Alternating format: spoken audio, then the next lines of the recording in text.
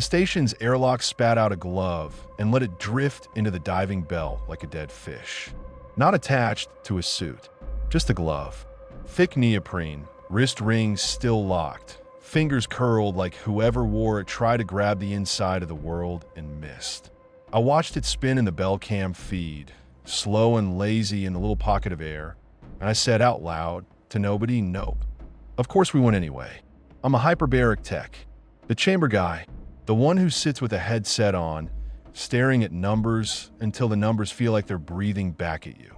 I don't go outside. I don't do hero shit. I listen to divers inhale and exhale through helium. I watch partial pressures. I keep them from coming up wrong. I keep the paperwork clean enough the company can pretend it's safety and not roulette.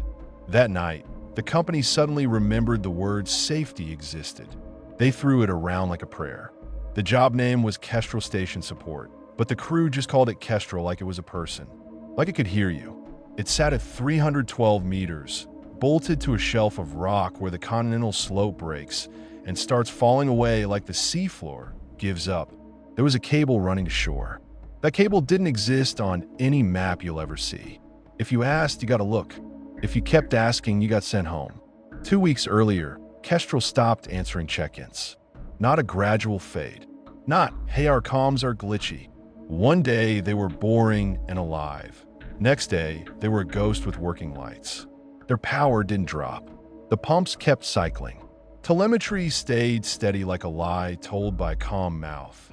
Oxygen stable, scrubbers cycling, internal pressure steady, humidity normal, water reclaim functioning. And then the heart rate feed. 7 traces.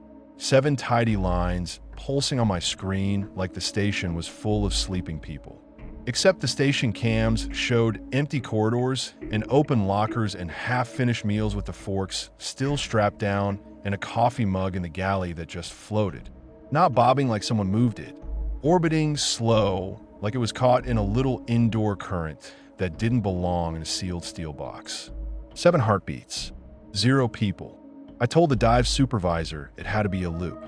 Stuck sensors. A board failure. Someone clipped the monitors on a vibrating pipe. Something explainable. I said it like if I sounded reasonable, reality would obey. He didn't even look up from his tablet. He had that corporate haircut and that corporate squint like he was reading me as a liability. Stop being a fucking philosopher, he said. Prep the chamber. Corporate wants eyes on. Corporate always wants eyes on. Corporate never wants consequences. We were already running saturation because you don't bounce dive 300 meters and keep your brain intact. 2 divers in a sat habitat, heliox mix, living like pissed-off astronauts in a steel can, days at a time. They've been down all week doing inspection work on Kestrel's comms tower and the sensor arrays on the outside hull. Routine, boring. Weld checks, cable checks, wipe barnacles off camera housings. They'd complain about the cold water and the food up top like that was the worst thing in the world. This rescue run was supposed to be quick. Drop the bell, dock to Kestrel's outer lock, check for survivors, grab data drives, leave. Simple. Nothing in this business is simple. Simple is how you get killed. The bell was a steel egg with a hatch and a viewport and enough room for 2 divers to hate each other at close range. It hung over the side of the ship on a wire like bait. When it lowered, it didn't just descend. It sank into a darker world where sound changes and everything you think you know about distance becomes wrong. The moment the bell touched Kestrel's docking collar, comms went weird. Not dead, not static. Clean audio, but with a delay that didn't match depth. It sounded like the divers were talking from the bottom of a stairwell, their voices dragging along metal before reaching us. And then came the sound everyone on that ship learned to hate. A thump, low frequency, not loud, more like you felt it in your sternum and your teeth try to keep time. 1, 2, 1, 2, 3, pause 1. It wasn't new. We'd picked it up on sensors before. That was half the reason Kestrel existed. On paper, it was an anomalous rhythmic signal, a deep source, a geophysical curiosity. They used words that sounded like grant money. In your bones, it felt like something counting. The divers didn't comment on it at first because nobody wants to be the first one to sound scared on comms. Tough guy culture. Suffer quietly. Die quietly. Fill out the form later. Diver 1 was Harlem Maddox. Older guy, the kind of diver who treated pain like a coworker. Diver 2 was Luis Reyes, younger, mouthier but solid. Both of them were already saturated. Their bodies were soaked in helium. Their voices were higher and sharper, and when they laughed it sounded like cartoons. Maddox cycled Kestrel's outer lock. Reyes stayed in the bell to manage the umbilical and watch the hatch. When Maddox stepped through, his helmet light hit a hallway that looked too normal for a missing crew station. Clean walls, printed signs, handrails that gleamed with constant wiping. No blood, no reiki, just those stupid safety posters curling at the corners like the humidity never got fixed. The heart rate traces on my screen stayed steady as he walked deeper. 7. Still 7. He moved past the galley. The coffee mug was there, still drifting near the ceiling, slow and steady, rotating like a planet. He bumped it with his shoulder to see if it would fall. It didn't fall. It slid away and kept orbiting like it was obeying some gentle, invisible current only it could feel. Reyes said, "That's not right," then swallowed the rest of whatever he wanted to say like he hated giving it a name. On deck, under floodlights and salt spray, the dive supervisor leaned close to my console and watched my monitor like it was a slot machine. The bridge officers pretended they were busy. The deck crew pretended they weren't listening. Everybody was listening. Maddox reached the bunk room. Camera caught bunks strapped down, sheets tight, personal photos taped to the wall. A cheap plastic cross, a kid's drawing of a boat, a calendar with some days circled. Nothing torn apart, nothing dramatic. And clipped neatly to the bunk straps were the heart rate monitors. Not on wrists, not on necks, on fabric straps like someone took them off bodies and reattached them carefully so the lines would keep going. Maddox leaned in. His glove trembled against the strap. Not shake with fear tremble. The small tremble you get when you're trying to force your hand to stay steady. On my screen, the 7 heart rate traces didn't come from bunks anymore. They shifted. They came from the corridor behind him. 7 signals, all in a line, moving, like a group walking single file. That's the moment my stomach went tight in that cold way, like your body does a quick calculation and decides to conserve heat because you might need it. Maddox didn't have access to my screen. He just felt the air change. He stopped. He turned his helmet slowly, and his light swept empty hallway. Then he said, "Comms are talking." The supervisor barked at him to stay on task like volume could enforce reality. "Stop fucking around, Maddox. Check the lab. Find a crew. Find the drives." I grabbed the supervisor's sleeve and shoved my display at him. "Look." He yanked his arm away like I'd contaminated him. "Stop fucking touching me." It wasn't dramatic in the moment. It was just ugly. Later, it felt like a stamp on everything that followed. Like, this is who you're stuck with when the ocean opens its mouth. Maddox kept moving because divers don't like freezing. Freezing wastes gas. Freezing gets you dead. He headed toward the lab section where the sensor racks were. The corridor lights were on, but they had that underwater station glow, too white, too clean, like a dentist office built in a steel coffin. He passed a bulkhead panel where condensation had beaded in a straight line, as if someone had drawn it with a finger. He didn't comment. I did. I said, "Maddox, look at the moisture on that wall." He didn't answer me. He just kept walking. He found a main console still on. Screens cycling charts of the pulse. Frequency plots. Timestamps. The station had been recording the thump nonstop, right up until comms went dark. It hadn't stopped when the people did. If anything, the signal looked cleaner, more organized, like something got what it wanted and settled down. Maddox leaned toward the console microphone, and the console microphone leaned back. Not physically, the audio did, like the station picked him up and put him somewhere else inside his own helmet. A voice came through his comms line. It wasn't Reyes. It wasn't topside. It sounded like helium speech dragged through a fan and then smoothed out patient, like someone practicing sounding human. It said very calmly, "Breathe with it." Maddox froze. On my monitor, 1 to 7 heart rate traces spiked. Hard, then flattened. For a half second I thought, cardiac event. He's dead. That's it. Then the line resumed, perfectly matched to the thump. Not a heartbeat anymore. A copy. A metronome. Maddox tried to speak. Only a wet cough came through the comms. He wasn't choking. It sounded like he'd swallowed seawater in his throat without actually taking his helmet off. He breathed again, and his breathing rate changed. Not panic fast, controlled fast, like something squeezed his lungs and made him take shorter pulls. And the thump changed too. It sped up to meet him. Reyes, still in the bell, said, "Do you want me to come in?" Then, like he remembered we were being recorded and judged, he added, "Say the word." Maddox didn't answer. He stepped back from the console like he'd touched a hot stove. His camera swung, and for a second it caught the lab's observation window.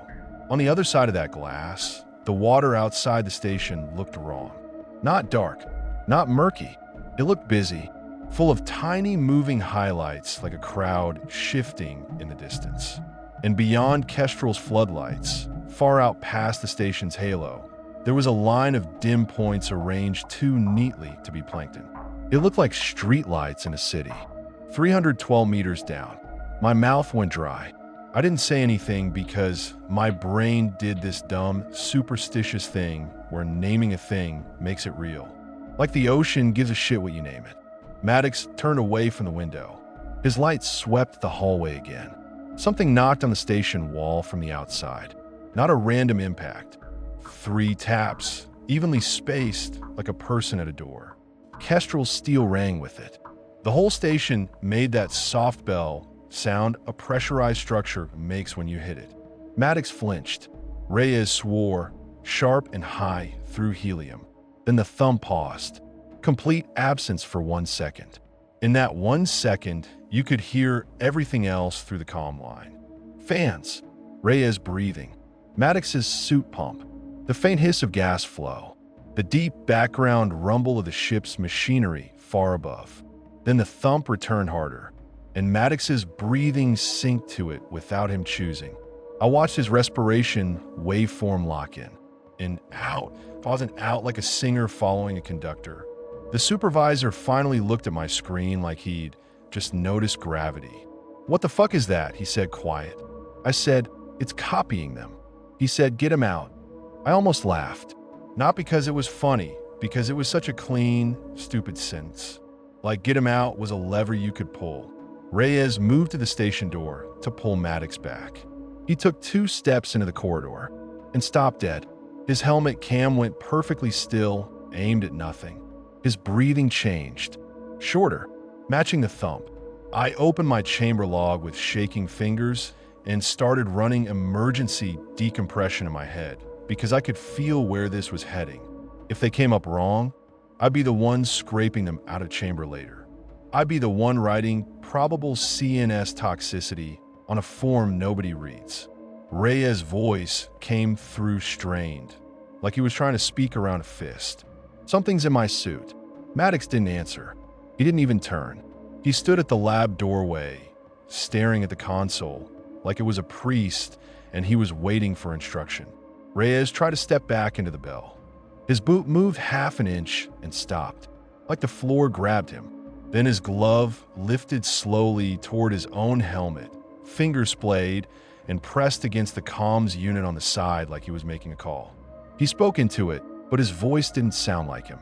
"Don't change the pressure," he said, calm as a memo. "Keep it stable." The supervisor snapped back, furious. "Reyes, get in the fucking bell." Reyes didn't react. Maddox didn't react. The station knocked again.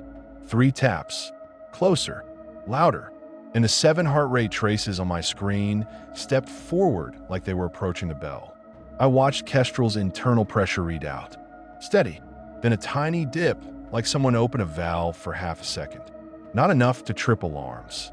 Enough to make a point. Maddox's camera tilted down.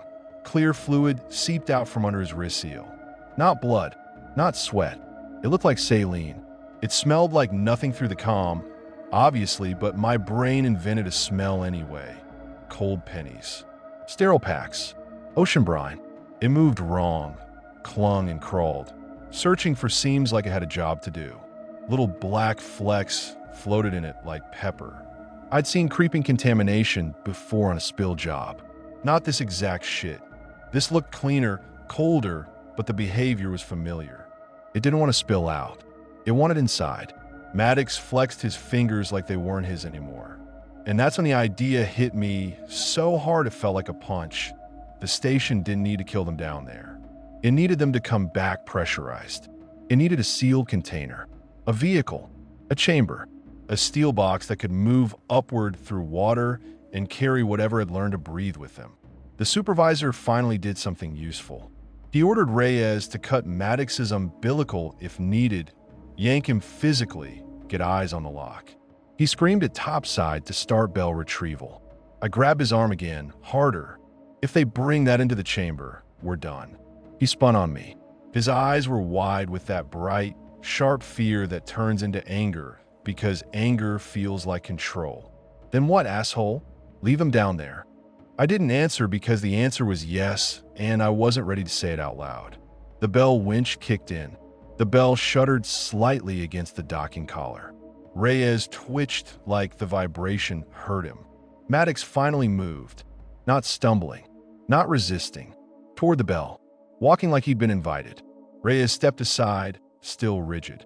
Maddox crossed the threshold and entered the bell. The moment he did, my chamber pressure gauge on deck flickered. Not because of anything I did.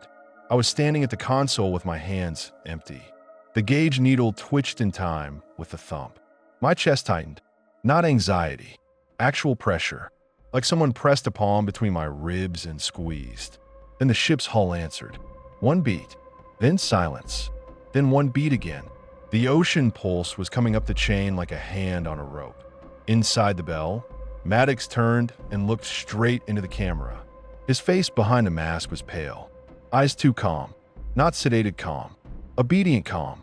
He raised his gloved hand and tapped the inside of the bell hatch 3 times, matching the station's knock exactly. Reyes' breathing hitched. The supervisor swore so hard it turned into noise. I moved without thinking. I ran to the chamber controls, shoved aside the clipboard, and threw the isolation valves hard shut. Metal clanked. The chamber went offline from the bell system. No transfer. No equalización. No welcome home. The supervisor lunged at me. What the fuck are you doing? I shoved him back with my shoulder and slammed the manual lockout bar down. I'm keeping out. He grabbed me by the collar and yanked me close enough that spit hit my cheek. You just killed them. I stared at him and said no. Whatever's in that bell killed them. I'm just not giving it a bigger box. His fist came up like he was going to hit me right there. Then the ship's hull knocked 3 times from below. Not the bell, the ship. 3 taps that traveled through steel and deck plates into our boots like the ship itself had become a door. The supervisor's fist froze in the air. His face went slack for a second like his brain rebooted around the idea that something was touching us from underneath at a depth where nothing should be touching anything without permission. On the comms monitor, Maddox spoke again. His own voice this time, which was worse because it sounded like him trying to beg through someone else's teeth. Please, he said. One word. Not dramatic. Not a speech. Just exhausted. Then the voice under it returned, smooth and patient. Keep it stable, it said again. We don't like change. The bell started rising. The winch groaned. The cable sang. Water poured off the bell in sheets when it broke the surface later. But before that, as it ascended, the thump got louder on our ship. Not louder like volume, louder like presence, like it found a better path. Crew started complaining of nausea. One of the deck guys vomited over the rail and kept vomiting after his stomach was empty, like his body was trying to expel the beat itself. Another guy pressed his palms to his ears and cried without sound because he said he could hear the rhythm behind his eyes. I stayed at the chamber controls with my hand on the emergency vent like it was a gun. When the bell reached deck, nobody rushed to open it. We stood there in rain gear and hard hats like cowards at a zoo enclosure. Salt spray slapped the hull. The ship creaked. The floodlights painted everything flat and bright. And under all that, the thump sat in the steel like an extra heartbeat. The supervisor finally moved because liability is a whip. He walked up to the bell hatch, hands shaking just enough to annoy him, and cracked it open a few inches. A breath of air slid out. It smelled like cold iron and salt, and something clean, like hospital sterile packs. Underneath was that clear fluid smell my brain had invented earlier, saline and pennies. Like the ocean had learned to be clinical. The supervisor leaned closer to look. Something tapped from inside the bell. 3 taps. He flinched, then forced a laugh that came out broken like a snapped zip tie. He pulled the hatch wider. Reyes stood right there, upright, helmet on, staring forward.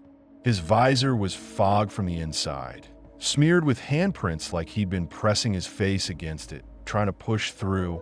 Maddox wasn't standing. Maddox was arranged. He lay on the bell floor with his arms out, like someone posed him for a photo. His suit looked slightly inflated in odd places, like pockets under the fabric had filled with something that wasn't him. The clear fluid seeped from every seal and pooled on the deck plates. Black flecks floated in it like pepper in soup. The supervisor took a step back. Reyes' gloved hand rose slowly and pointed at my chamber. Then Reyes spoke. Not helium anymore. Flat. Normal. Almost kind. Stable, it said. Open. Something inside me went ice cold and sharp. I didn't wait for anyone to argue. I shouted at the deck crew to keep distance, to hose the bell down, flood it, keep it wet, keep it cold, keep it contained. Water on water, like you can drown a thing that lives in the sea. The supervisor started screaming at me again. Guys argued. Somebody reached for the lockout bar, like opening the chamber was an order you could follow to make fear stop. And then Maddox sat up, not a movie sit-up, not violent, just calm and steady like a person waking from a nap. His helmet turned toward the supervisor. He tapped the bell wall 3 times, and I felt the response in my own ribs, like my heart tried to answer. The supervisor finally made the cruel choice I couldn't force him to make. He ordered the bell pushed back overboard. Immediate redeploy. Get it away from the ship. The deck crew hesitated because they didn't want to touch it. Nobody wants to put their hands on a thing that's looking at you from inside your own equipment. He threatened them with firing, lawsuits, prison, whatever he could spit fast. They moved. They shoved the bell on its track. Metal squealed. The bell rocked like it was alive. Reyes didn't resist. Maddox didn't resist. They just watched us through fogged visors like we were performing something expected. We rolled the bell to the edge and dropped it. It hit the water with a slap and vanished under the swell, still tethered, still heavy. For one sweet second, the thump stopped. The silence felt like oxygen. Then, the tether went tight. Not from weight, from pull. The bell didn't sink straight down. It drifted sideways against current like something below took it and started walking it away. The winch screamed. Cables spooled out faster than the motor wanted. The supervisor shouted to cut the line. A crewman hesitated with the bolt cutters because cutting that line meant writing off 2 divers and $1 million bell as lost. And that's the kind of decision that follows you into courtrooms and nightmares. The ocean made the decision for us. The cable snapped. It didn't fray. It didn't unwind. It popped clean like someone pinched it shut and broke it.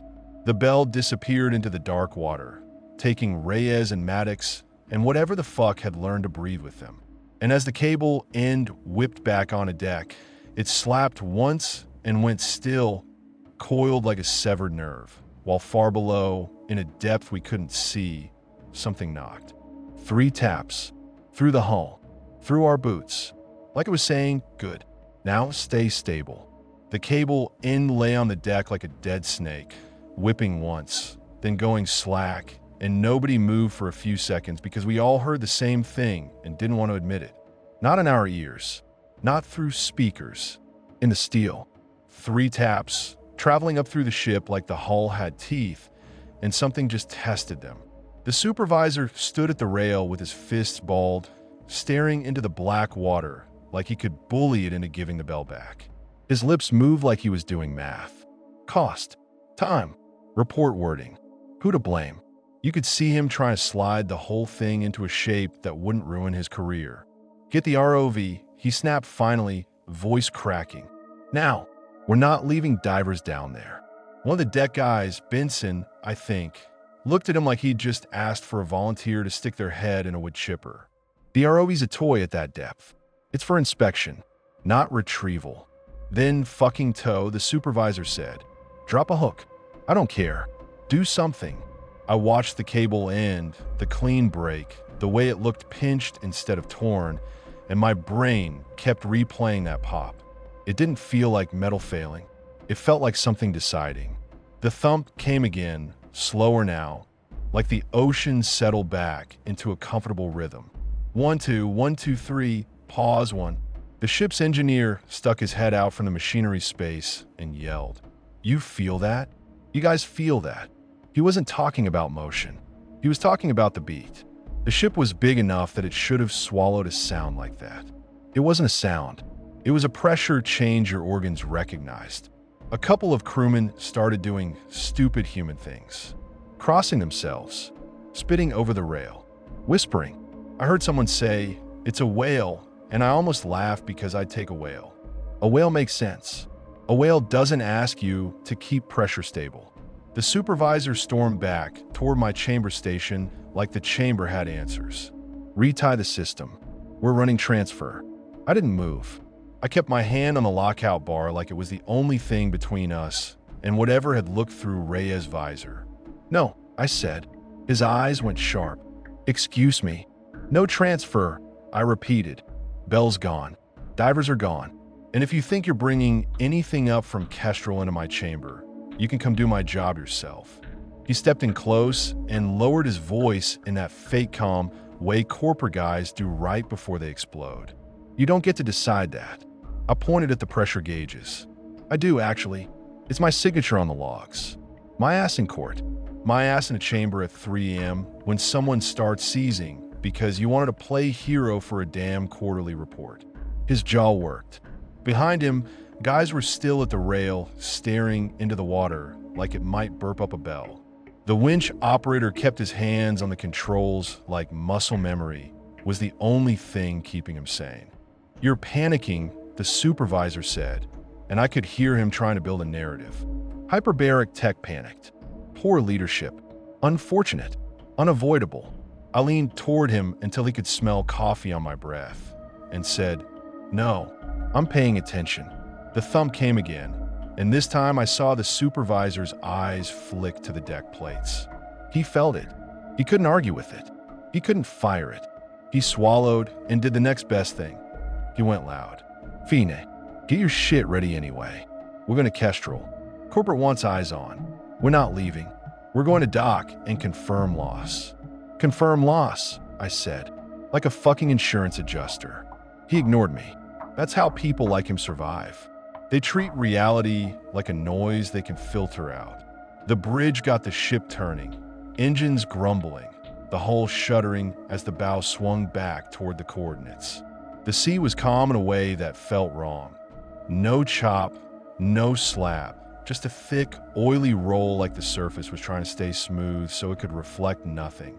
They launched the ROV anyway, a yellow thing with cameras and lights, tethered like a puppy. On monitors, it dropped through blue-black water into a darker blue-black water.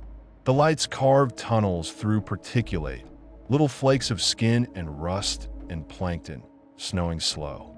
The deeper it went, the less it felt like we were looking down, and the more it felt like something down there was letting us look. At around 200 meters, the ROV's depth readout started to jitter. Not climb, not drop. Jitter like the numbers couldn't decide what depth meant. Then the thump lined up with the jitter, like the pulse had found the ROV sensors and started using them as a drum. One of the bridge officers muttered, "Jesus," under his breath. I watched the sonar feed too, because Kestrel was a listening post. We had our own pinger, our own mapping gear. The display was a smear of returns, seafloor, structure, debris, until it wasn't. A clean, curved line appeared just outside our range, moving in a slow arc around the ship. Too smooth to be fish, too big to be anything that should be moving like that at depth. Current, someone said, desperate. Currents don't draw arcs. The ROV hit 300 meters. The water outside went black enough that even the lights felt small. The camera showed the station's exterior coming into view. Kestrel's hull with its welded seams, the docking collar, the rails crusted with barnacles. Everything looked normal until you looked at the details. There were handprints on the outside of the station. Not gloves, not tool marks. Handprints pressed into the biofouling like someone from inside the sea had come up and put their palms on the steel. 5 fingers, spread, humanish, dozens of them. They weren't random either. They clustered around the docking collar, around the lock. Around seems like whatever made them understood where inside started. The ROV panned toward the lab observation window, the same one Maddox's camera had caught. The water in front of that window was full of moving highlights like earlier, and behind them, faint but unmistakable, there were those points of light arranged too neatly. Streetlights, or windows, a grid. An underwater city is a stupid phrase until you see something that looks like it. And it's not a phrase, it's a problem. The supervisor leaned in too close to the screen. Zoom. The ROV operator hesitated. Sir, the tether. Zoom. The supervisor repeated like he could command physics. The camera zoomed. The grid sharpened for a second. The lights didn't look like organic glow. They looked like installed lights, like infrastructure, like something built. And then the whole image hiccuped because the ROV's lights flickered and a shadow moved through the beam that wasn't plankton, wasn't fish, wasn't debris. It moved like a crowd, not one thing. Many things shifting together, flowing with purpose. The ROV operator swore and pulled back on controls. I'm losing responsiveness. The tether twitched.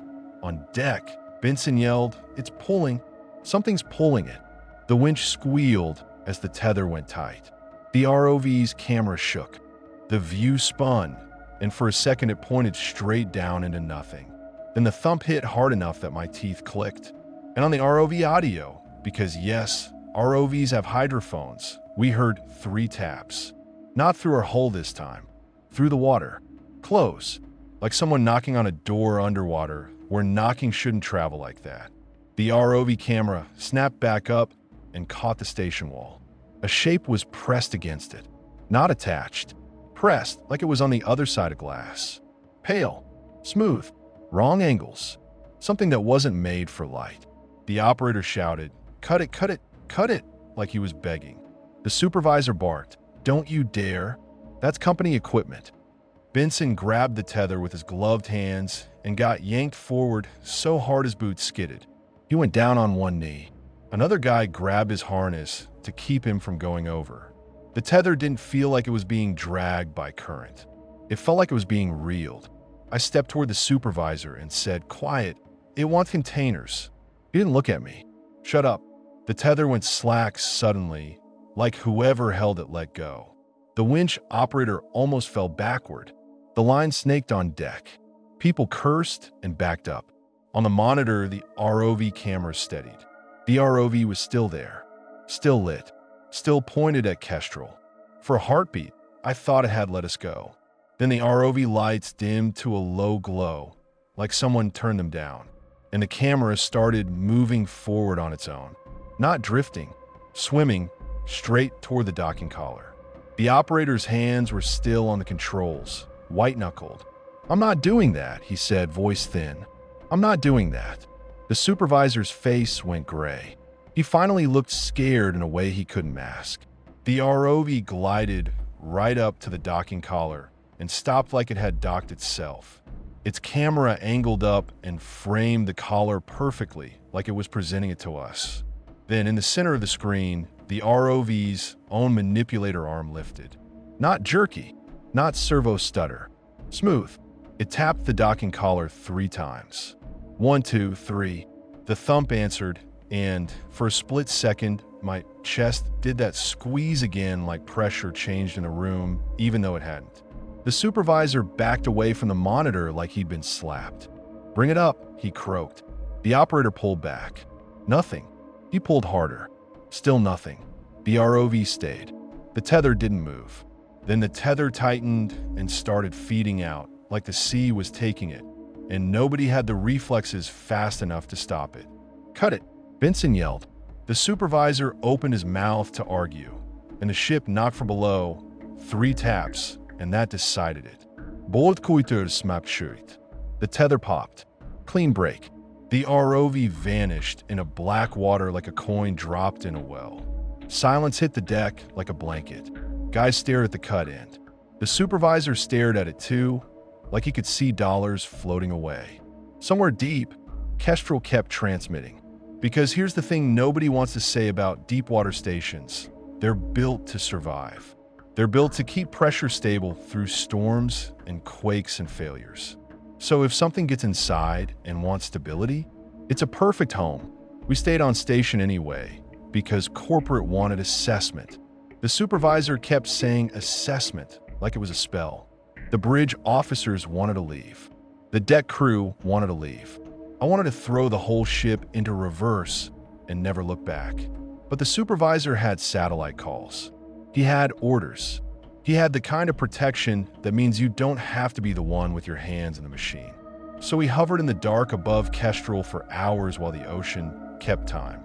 The thump would go quiet for a while, just long enough that your nervous system started to unclench.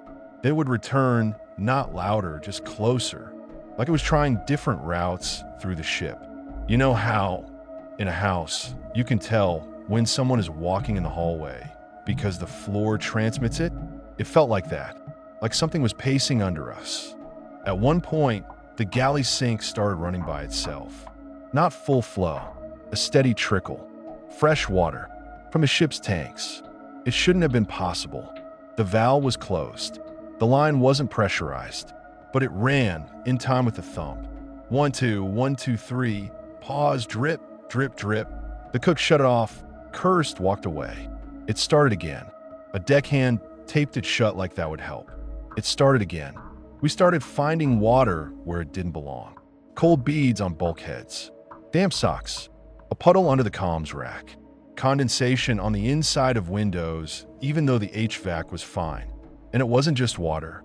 It was the smell. Salt and iron and something sterile. Like the bell had breathed out a hospital. I sat at my chamber station and watched the telemetry feed like it was a heartbeat monitor for a patient we couldn't reach. Kestrel's environmental readings stayed boring. The heart rate traces stayed tidy. 7 traces. Steady. At one point, I leaned closer and realized the traces weren't identical like a loop. They had tiny variances. Tiny little wobbles like real human hearts have. But they were too consistent, too obedient. They weren't hearts. They were something pretending to be hearts. The supervisor kept his headset on, making calls, speaking in that calm corporate register that makes everything sound manageable. 2 divers lost, potential equipment loss, anomalous interference, hazard mitigation. I wanted to rip his headset off and throw it overboard. Around dawn, gray light, low clouds, the sea looking like lead, the thump stopped completely. No beat, no pressure, just normal ship noise. People started breathing again like they'd been holding it for hours. Someone laughed, shaky. Someone else snapped at him to shut up. The supervisor's shoulders dropped a fraction, like he thought, okay, it's done. We can spin this. Then the station called us. Not with voice, with a ping.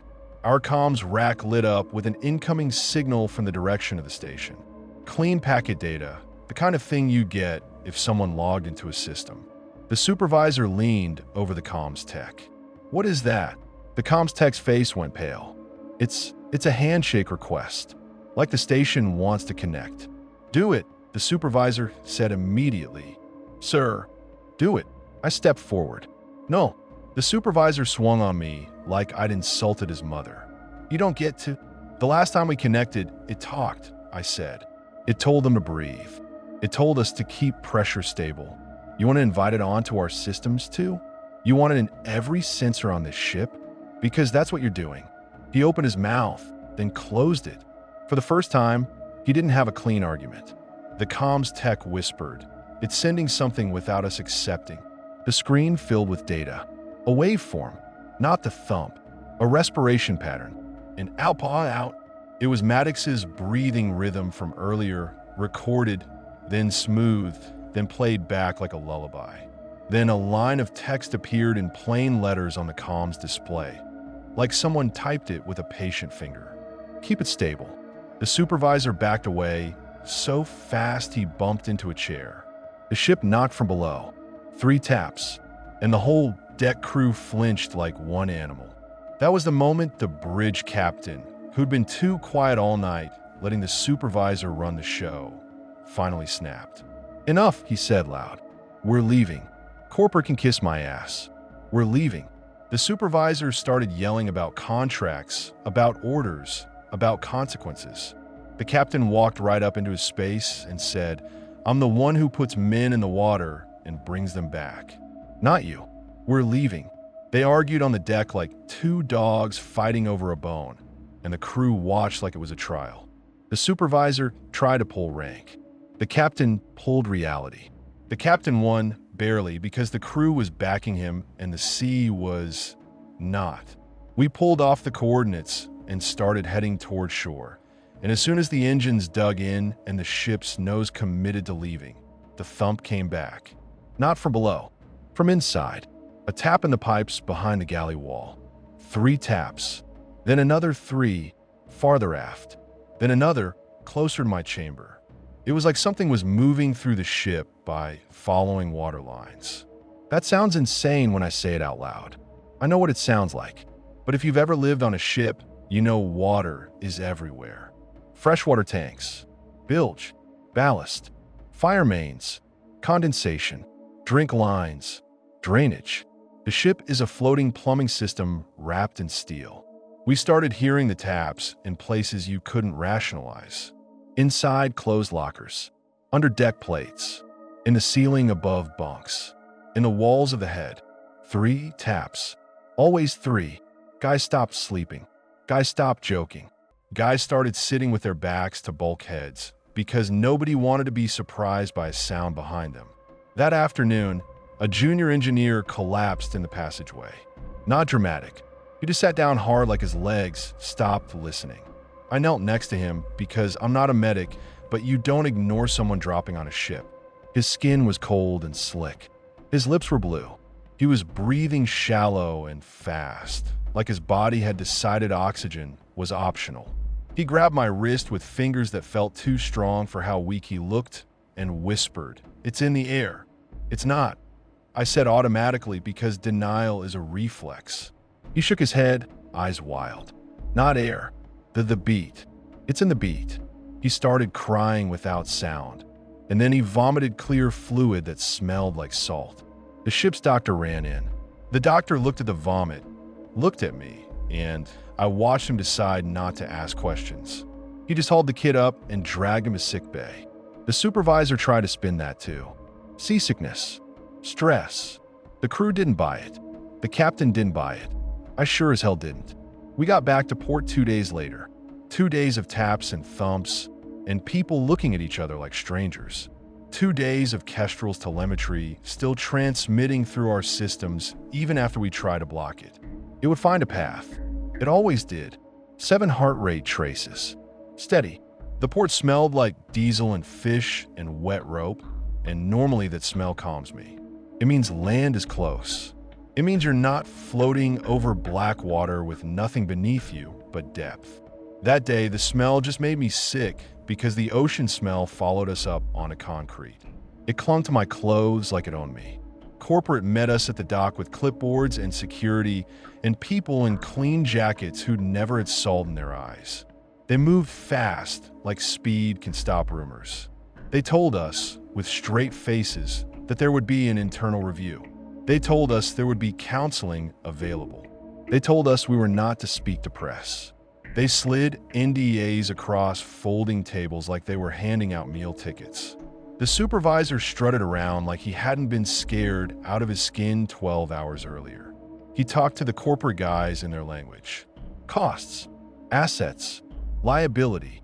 I watched him and felt something ugly rise in me because that man would have opened my chamber and fed it more bodies if he thought it would save his career. When a corporate rep finally came to me, tight smile, expensive watch, he said, "We understand you took certain unilateral actions." I didn't answer. I just stared until his smile faltered. He tried again. "Your decision to isolate the chamber prevented rescue protocol." "My decision prevented contamination," I said. His eyes flicked, just for a second, like I'd said a word they didn't want in a report. "We don't have evidence of." "Then go down there," I said. "Open the lock. Breathe with it. Keep it stable." He didn't like that. His jaw tightened. He slid the NDA closer. "Sign this." I didn't sign. Not then.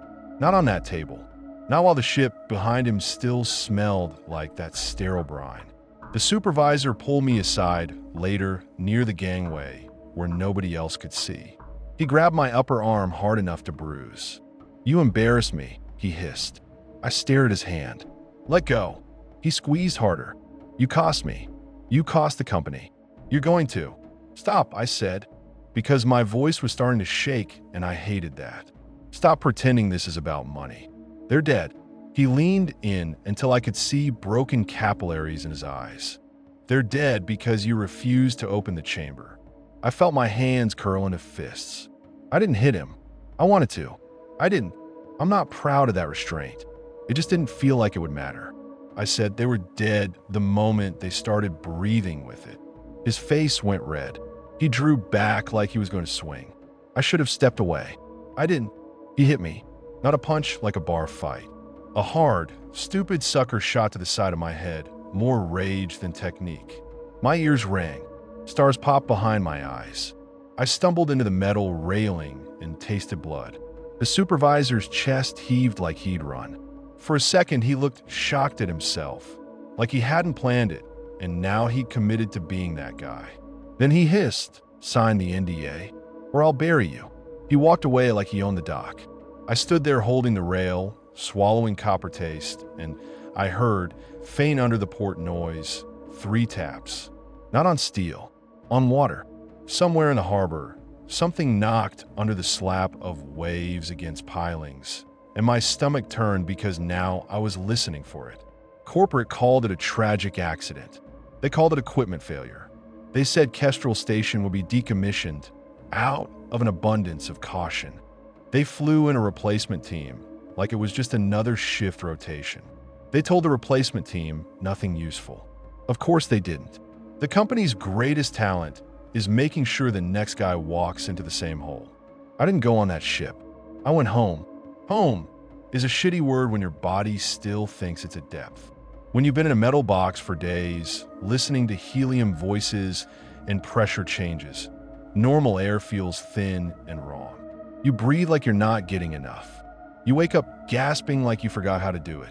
I had a concussion. Not diagnosed. Not treated. Just there. The company offered me paid leave if I signed the NDA. That's how they do kindness. Like a contract. I signed eventually. I won't pretend I didn't. I needed the money. I needed the health coverage.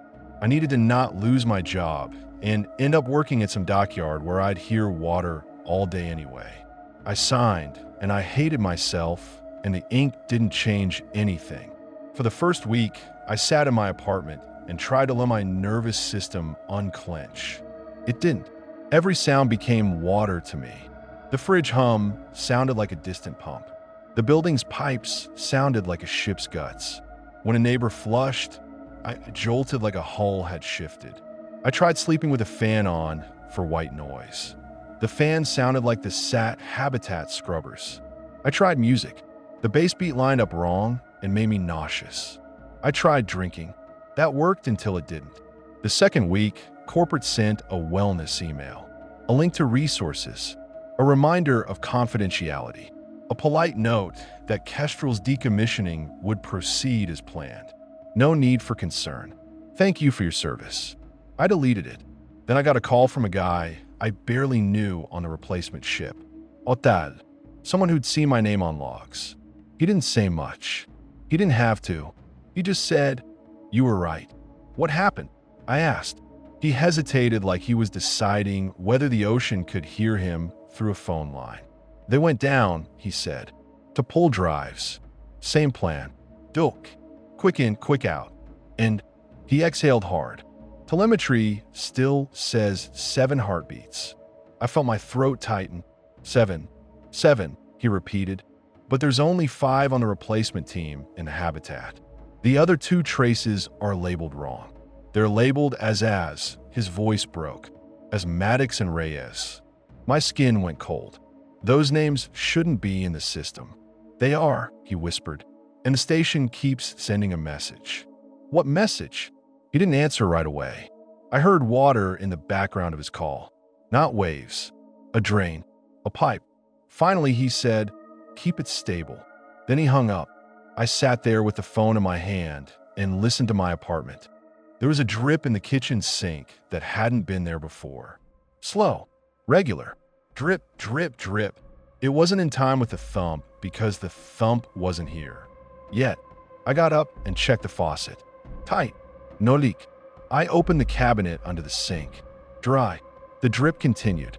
It wasn't water hitting metal. It sounded like water hitting water, like a drop falling into a pool. I leaned closer to the drain and smelled salt. That's not possible. My building plumbing is city water. Chlorine and minerals. No salt. But there it was. Salt and cold iron. Faint as a memory. I backed away and slammed the cabinet shut like that would keep it in. That night, I slept maybe an hour. I kept dreaming of the bell. Not the whole bell. The inside of the visor. Fogged. Handprints. Breath smears. I'd see Maddox's eyes, too calm. And then I'd see those underwater lights arranged too neat, too human. I woke up sweaty and cold, my sheets damp like I dragged the sea into bed. I checked my watch a dozen times a day without meaning to. Not because I cared about time, because I kept expecting the number. 312. It stuck in my head like a splinter. 312 meters. 312. That's how brains work when they're scared. They grab a number and make it a talisman. A month went by. Kestrel stayed on paper as decommissioning pending. The company didn't move fast when moving fast could cost them more money. They moved fast when it could save them from blame. I got called into a meeting at corporate. White room. Too bright. Water cooler in the corner like a joke. The supervisor was there. He had makeup on his bruise from stress, like he'd been in a fight with reality and wanted to pretend it was allergies. The corporate rep smiled at me like we were friends. "We're confident the situation is contained," he said. "Kestrel will be sealed." "Sealed?" I asked. He nodded. "Permanently. We'll stabilize pressure and flood certain compartments. We'll render it inert." I laughed before I could stop myself. It came out ugly. "You think flooding a station makes it inert? It's underwater." The rep's smile tightened. "We're following best practices." Best practices. Like the ocean gives a shit about your practices. I leaned forward and said, "If you seal it and keep it stable, you're giving it exactly what it asked for." The supervisor's eyes flicked up. He looked angry, but behind that I saw fear. The rep tapped his pen. "We're not here to debate. We're informing you." "Then inform me." I said, "Why the heart rate monitors are still transmitting." He blinked. "They aren't." I pulled my phone out and slid it across the table. I'd taken a screenshot from the replacement text message before he stopped responding. 7 traces. 2 labeled Maddox and Reyes. The corporate rep's face froze for half a second. The supervisor's throat bobbed. The rep slid my phone back like it was dirty. "That image could be fabricated." "It could be," I said, "but it isn't." The supervisor snapped. "You're done," like he could end the conversation by declaring it. The rep cleared his throat. "We're offering you a different assignment," he said smoothly. "Onshore. Controlled environment. Less exposure to triggers." I stared at him. "You're moving me because I won't shut up." He smiled. "We're moving you because we care." I stood up so fast the chair leg squealed. You don't care. You're scared. And you should be. That didn't stop me. They let me walk out because letting someone walk out is sometimes the easiest way to make them look unstable. I found another job at a different outfit 2 weeks later. Smaller, dirtier, less corporate polish. Work on dive spreads and chamber systems for offshore rigs. Same ocean, different logo. I told myself that changing ships would change the water. That's the dumbest lie we tell ourselves. That geography changes what lives in your head. First night back offshore, I stood on a rig helideck listening to waves slap steel legs. It should have been familiar, comforting even, the ocean doing ocean things. But the waves sounded measured, like they were hitting in sets that lined up too neatly. 1, 2, 1, 2, 3, pause. I clenched my jaw and went below to the chamber. The chamber smelled like oil and rubber and old disinfectant. A normal smell, a good smell. It meant human work. It meant human control. I started checking valves, running leak tests, doing my routine like routine was a religion. Then I heard it, a tap in the freshwater line behind the chamber panel. 3 taps, not loud, polite, like a reminder. I froze with a wrench in my hand. I held my breath like a kid hiding. Nothing happened for a full minute. I convinced myself I imagined it. Then the tap came again, farther away, down the corridor. 3 taps. I walked out into the passageway and found a roustabout staring at the wall with his head tilted like he was listening too. "You hear that?" he asked. My mouth went dry. "What did you hear?" He shrugged, uncomfortable. Sounded like someone knocking in the pipes. Like Morse code or something. 3 taps. I forced a laugh that didn't feel like mine. "Probably air in the line." "Air don't knock," he said. And then he walked away fast like he didn't want to be the guy who noticed. That night, I sat at my chamber station with my headset on, listening to Diverse breathe in the habitat, and I kept my eyes on the pressure gauge like it was a loaded gun. Keep it stable. We don't like change. Every time a valve hissed, my stomach clenched. Every time the HVAC kicked, I flinched. And the worst part was how my body started doing it without my permission. My breathing would line up with the rig's vibration. My heart would try to match the pulse of machinery. I'd catch myself inhaling on a beat and exhaling on a beat like my lungs wanted to obey something bigger than me.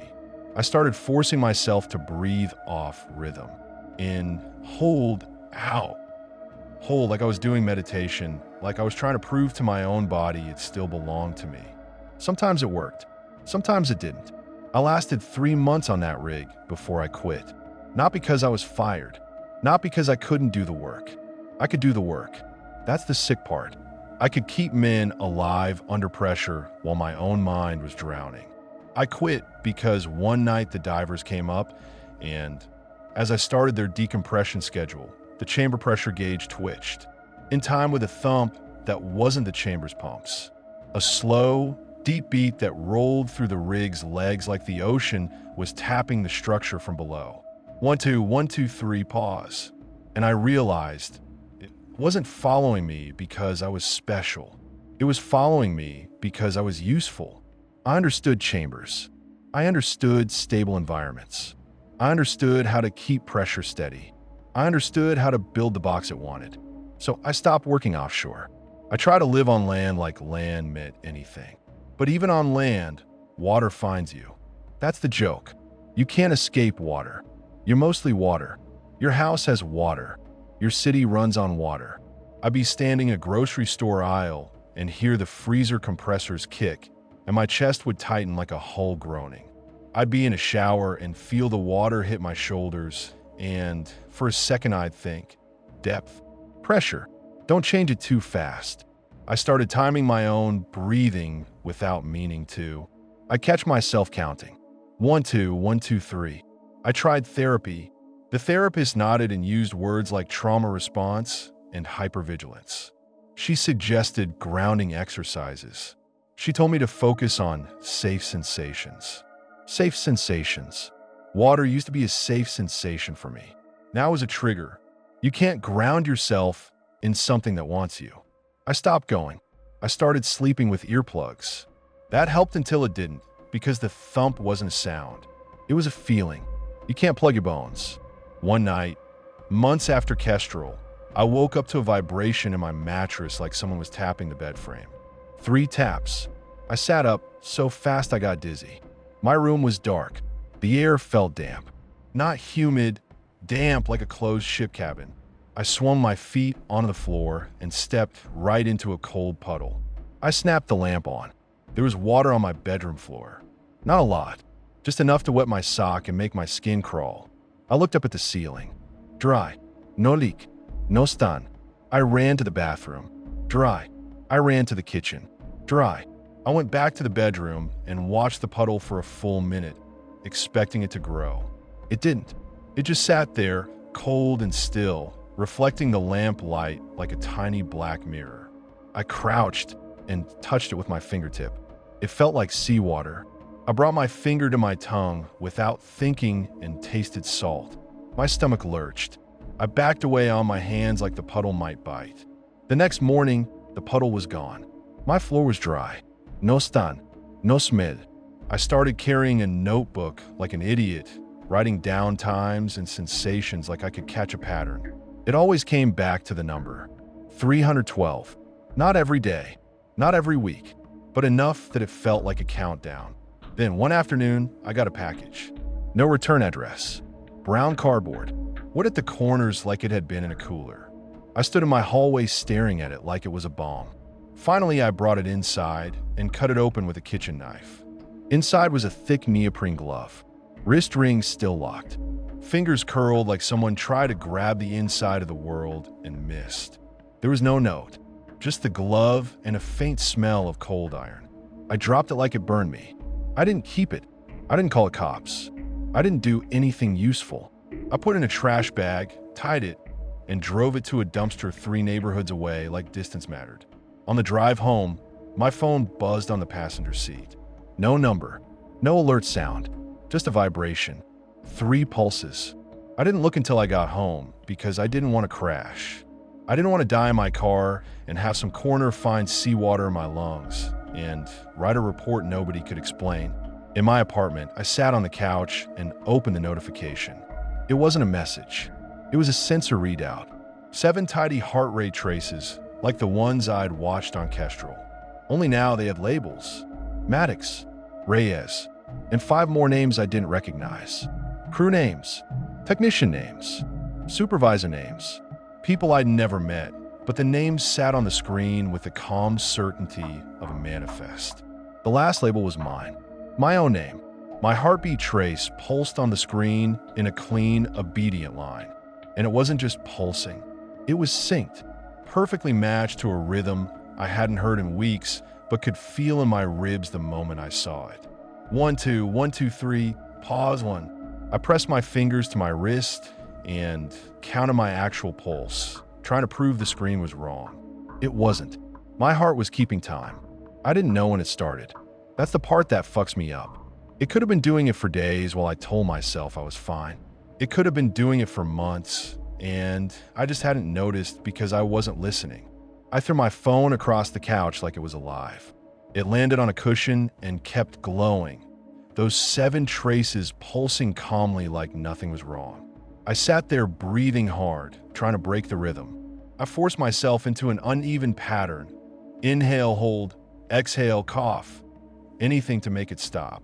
My chest kept answering the beat anyway, like my body had already agreed to something without asking me. I heard a noise from the kitchen. Not a drip, a tap.